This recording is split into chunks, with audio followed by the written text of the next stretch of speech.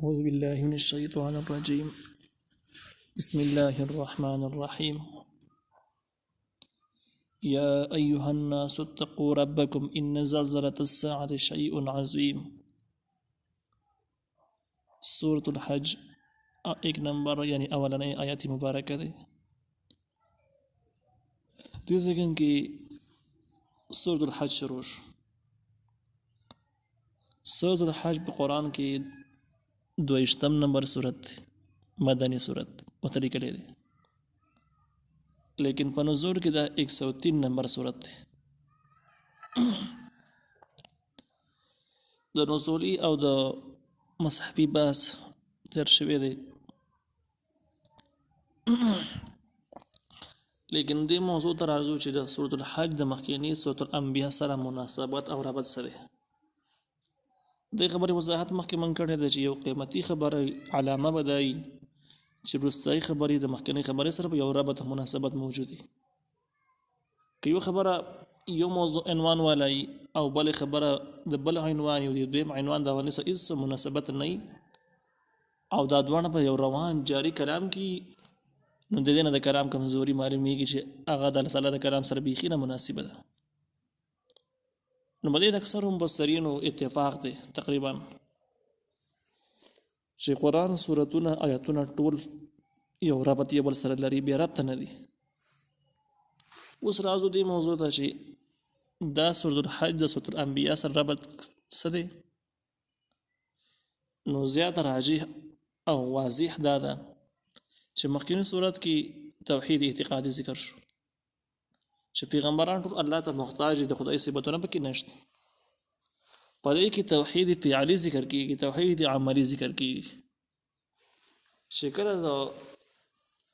ټول مخلوق الله ته محتاج دي او د الله تعالی نه بغیر هیڅوک هم داسې نشته چې د خدای صفت ولري. نو بیا پکار دا د ټولو خلکو عمل هم دغه شان ثابت شي چې عاجزي الله ته وکړي، بل چاته ونه کړي. عبادت د الله تعالی وکړي، دعا د الله نه غواړي، ټول خپل تمام عاجزي الله تعالی ته پیش کړي، او همدغه ته توحید عملی ویل کېږي. نو دا د مخکینی سورت سره رابط شو چې مخکې توحید اعتقادي ذکر کېده، اوس توحید عملی ذکر کېږي. دې سورت ته لیکلي دي چې مدنیت دا مدني سورت دی، لیکن امام قرطبي رحمه الله وایي چې دا سورت دی باره کې د عبد الله ابن عباس رضی الله تعالی عنهما قول دا دی. دغه روایت دوه قسمه نقل لري. ځینې روایت په دې باره کې چې دا مدني دی او ځینې د مکې کېدو روایت پکې هم شته دی. امام قرطبي په دې باندې تحقیق کړی دی چې دوه خلاصه دا ده، دوه روایت په خپل ځای باندې صحیح دي. د دې ځینې آیاتونه مکی دي او ځینې مدني دي، او دای هم لیکلي دی چې دا سورت د عجیبه سورتونو نه دی، عجیبه غونډه امتیازات لري. د دې ځینې آیاتونه مکه کې نازل شوي دي، ځینې مدنه کې، ځینې د شپې، ځینې د ورځې، ځینې په جهاد کې، ځینې په غیر جهاد کې، ځینې چې کوم دي هغه ناسخ دي، ځینې منسوخ دي، یعنی او ځینې سفر کې او ځینې په حضر کې په کور کې نازل شوي دي. نو هر قسم احکام به دې کې شته، هر قسم آیاتونه دې کې راجمع شوي دي. یو عجیبه غونډه سورت دی سورۃ الحج، لہذا مدني کېدای شي په اعتبار د اکثري آیاتونو سره مدني، لیکن د دې دا معنی نه چې په دې کې مکی آیاتونه نشته دي، بلکې دا مکی او مدني پکې دواړه شته دي. دغه تحقیق د امام قرطبي رحمه الله دی. الله تعالی وی یا ایها الناس ای خلقو، یا ایها الناس اتقوا ای خلقو ویریږئ ربکم د خپل ربنا. ربنا یریدلو او د تقوا اختیارولو دپاره دوه طریقې دي. یو طریقه به دا شي چې الله تعالی کوم کارونه به انسان لازمي کړي، فرض کړي، هغه به کوي، او چې کوم نه منع کړي د هغې نه به ځان ساتي. نو کارونه ځینې فرض کارونه کول او د منع کارونه ځان بچ کول د تقوا خلاصه ده. اوس که سړی فرایض کوي خو د حرامو نه ځان نه ساتي، نو د متقی نه دی، پرهیزګار نه دی. یو سړی د حرامو نه ځان ساتي لیکن د فرایضو خیال نه ساتي، نو دا هم پرهیزګار کېدی نه شي. نو د تقوا اختیارولو معنی دا ده چې تاسو د الله تعالی ضروري احکام عملي کوئ او د کوم چې منع کړي د هغې نه ځان وساتئ. ان زلزلة الساعة شیء عظیم، یقینا زلزله د قیامت او شیء عظیم یو لوی شی دی. قیامت راتلونکی دی، قیامت دپاره مخکې تیاری پکار دی. د الله نه ویریږئ، عمل ټیک کړئ، عقیدې صحیح کړئ. ځکه یو لوی هیبتي ورځ را روانه ده چې هغې ته قیامت ورځ وایي، او د قیامت په نه لږه مخکې یا وروسته چې دا باندې موږ مست بحث کوو یو لوی زلزله روانه ده چې هغه هم ډېر لوی شی دی هیبتي شی دی دې زلزله باره کې چې ان زلزله الساعة شیء عظیم د قیامت زلزله یو شی لوی شی دی دې باره کې مختلف اقوال دي چې دا زلزله په کم ټیم کې به کېږي ځینو روایاتو خود دې تایید کوي چې دا زلزله د قیامت قایمېدلو نه مخکې ده لیکن ځینو روایاتو نه دا هم معلومیږي چې دغه زلزله به د قیامت د قایمېدلو نه وروسته وي نو په دې کې د امام قرطبي رحمه الله تحقیق داسې دی او دی وایي چې اصل کې د زلزلې دوه دي یو د قیامت نه مخکې د بل وروسته ده دا دواړه شته چې کله دواړه شته نو دواړه روایت په خپل زمانه ټیک دي لیکن راځو دې خبر ته چې بدې ځکه کې د کومه زلزله مراد اولنۍ مراد راکته مراد زلزلې خو بد وایي دې کې کوم دا یو لوی زلزله چې دا شیء عظیم دا لوی زلزله په کم ټیم کې ده نو د حدیث مبارک نه معلومیږي دا چې د مراد قیامت زلزله ده کوم چې خلک دوباره ژوند کېدو نو وروسته د زلزله به قایمېږي او دغه تایید د حدیث مبارک نه کیږي حدیث مبارک دا د نبی عليه السلام په سفر کې روان شو د آیاتونه نازل شو نبی عليه السلام په زور د تلاوت کاوه صحابه کرام متراجم شو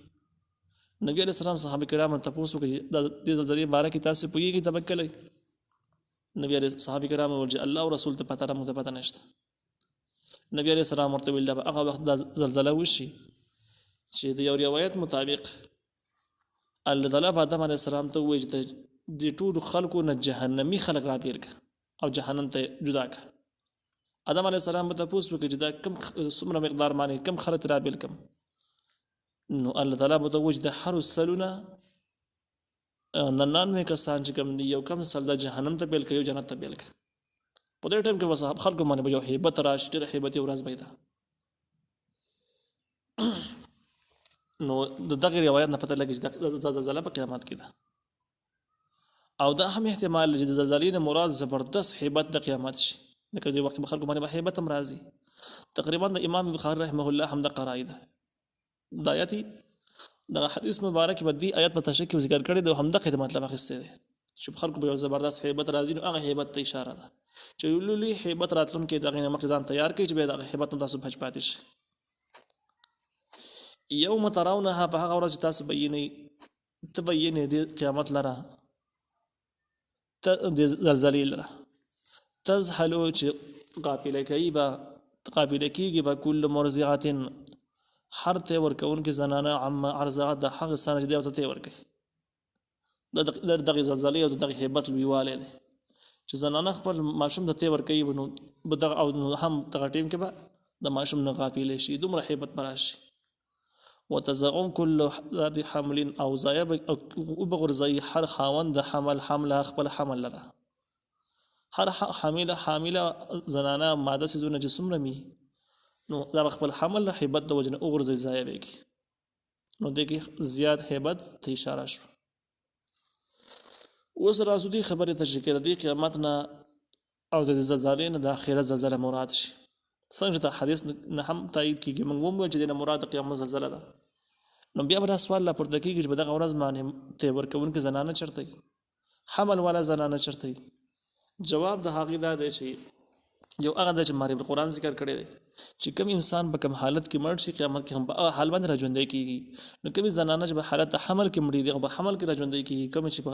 تی ورکولو حالت کې مړي دي او په حالت ورکولو کې راځوندې کیږي او به غافل شي د دې زلزلې په ټیم کې غافل شي خپل اولاد نه او حمل والا به حمل ورزي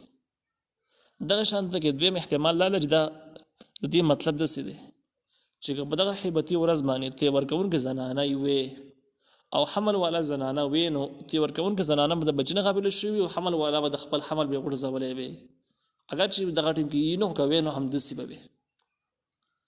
وترى الناس تبين خلق در السكار بهوشه نشا وما هم بسكار او داخل بهوشه داخل پرشه کې نه ولكن عذاب الله شديد لیکن الله تعالی عذاب سخت